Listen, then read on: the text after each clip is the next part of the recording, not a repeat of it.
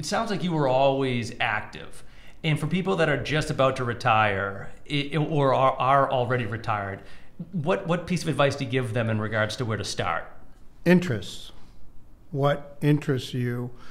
And that could be a two-edged sword. If you liked what you used to do, you can continue to do it, but it's more fun because you're not having to rely on it for an income, and you can pick and choose the parts you want. Like, I was in the building industry for 40-something years, and building, we talked about the church. We're building a new church. It's the largest church in the last 100 years in New England.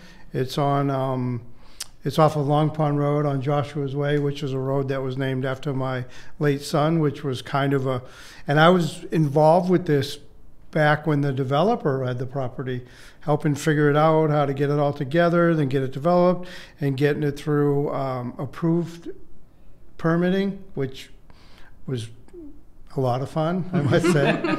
And when we got approved, we had X amount of dollars at a certain amount of rate, and then by the time, that's what we had before we started the process. It took us so long to get approved that we ended up financing it a lot more money, because construction, look what happened with construction during COVID. It just went crazy. Yeah, and with cost of materials, everything, labor and materials is almost double, it feels like. And then we hit that interest rate hike. Yeah.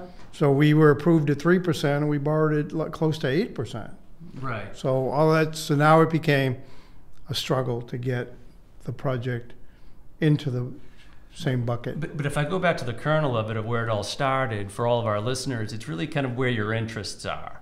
Yes. I mean, if you are going to look into volunteer work, so if you were in the building industry, you end up kind of applying, I guess that I'll use that same wisdom and knowledge, in the sense that you were applying your knowledge, in a wise way, of course, but you were applying your knowledge towards that volunteer efforts, is really where a good place to start is. Well, a real good place is if you can combine a number of your interests.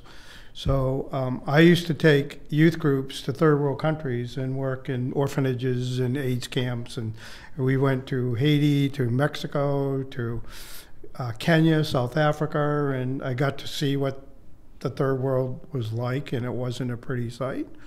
And then my building stuff, we were able to put together some ideas, and then in my son's music, which I was very interested in, so I was able to put those three together, and that's Project Trinity is one of my projects, of which SHP has helped a lot in.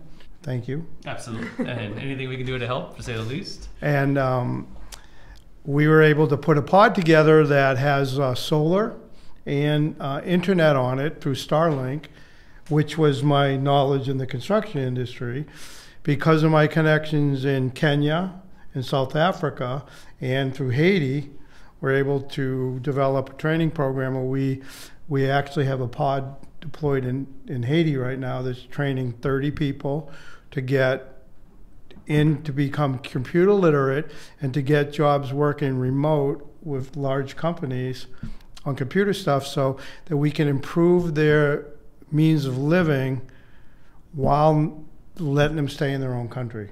And people that are in third world countries, they don't want you to just give them money. What they want is to have a hope and pride in supporting their family. They want a good paying job, just like everybody in America. Right.